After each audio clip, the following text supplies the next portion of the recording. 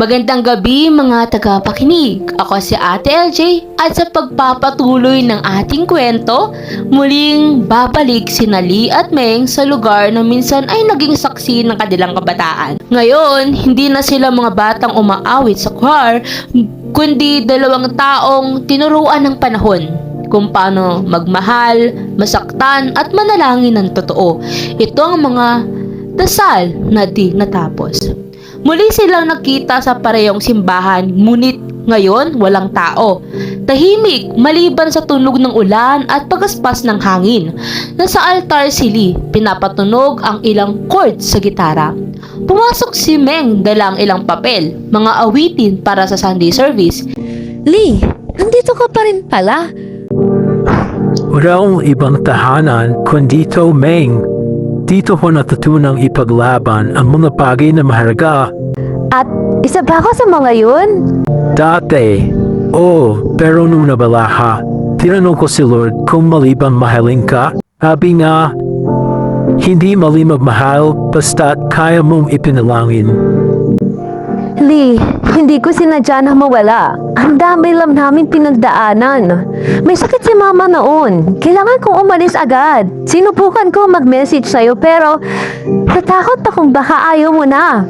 Akala ko si Lord na lang ang natira sa akin, pero habang tumatagal, na-realize kong hindi na ako iniwan kasi kahit sa panalangin ko, ikaw pa rin yung laman.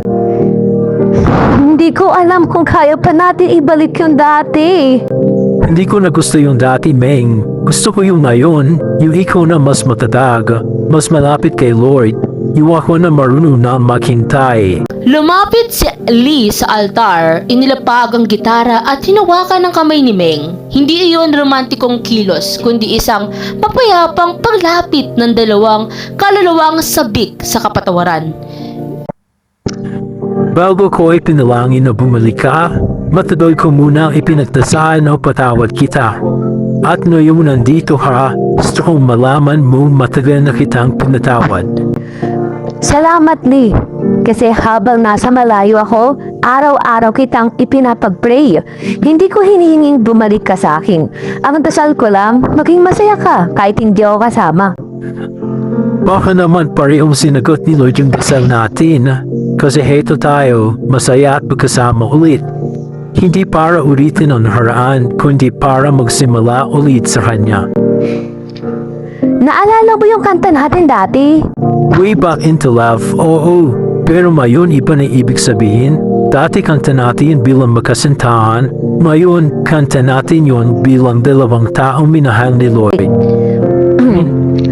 I've been waiting with the shadow overhead. At doon sa gitna ng ulan at liwanag ng altar, natapos ang mga dasal na matagal ng bitin.